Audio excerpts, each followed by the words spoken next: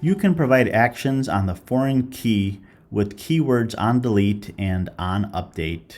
Do not hesitate to put constraints on the database because you want to make sure that you have a consistent database, especially if several apps are using the same database.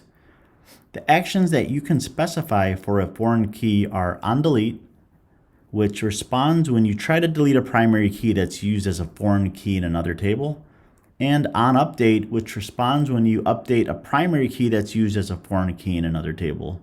Both the on delete or the on update actions have a few responses. Those are restrict.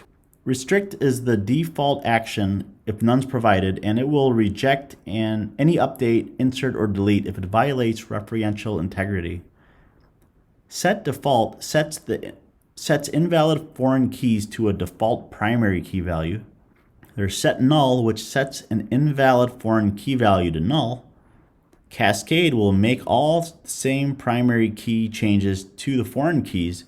And if you delete or update a primary key, then the rows containing matching foreign keys are also deleted or updated to the new value. In the example shown here, we have two tables, department and dean.